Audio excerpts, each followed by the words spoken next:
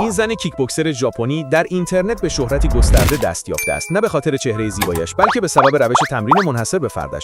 او میتواند ساعت‌ها بر روی یک پا بایستد و بی‌وقفه ضربه بزند، تعادلی شگفت‌انگیز که باور کردنی نیست. با این حال بسیاری تمرینات او را صرفاً نوعی نمایش یا حقه تبلیغاتی می‌پنداشتند تا آنکه خودش با پیروزی‌هایش خلافش را ثابت کرد و راز قدرت پنهانش را به رخ کشید. وقتی موئنا کیمورا در برابر ساتو کورافاوا قهرمان 2 دوره کیک بوکسینگ ژاپن قرار گرفت، همگان پیش بینی می‌کردند که آزاوا به راحتی از سد دفاعی او بگذرد و با ضربات سنگینش کار را تمام کند. اما واقعیت چیز دیگری بود. این مبارز زیبا تنها یک کار انجام می‌داد: حفظ فاصله. هرچند آزاوا سبک دفاعی خاص خود را داشت، اما در هر برخورد نزدیک کیک‌های بلند کیمورا زودتر به هدف می‌نشستند. آن تمرین‌های موثق ایستادن روی یک پا اکنون به مستحکم‌ترین سپر دفاعی او بدل شده بودند. با گذر زمان اثر ضربات جمع شد، حرکات آزاوا کند شد و زخم‌های صورتش عمیق‌تر. در نهایت داور برای حفظ ایمنی او مبارزه را متوقف کرد و بدین گونه دختری که به تمسخر گرفتیم شد با پایداری و ظرافتی سامورایی‌وار همراه شگفت‌زده کرد.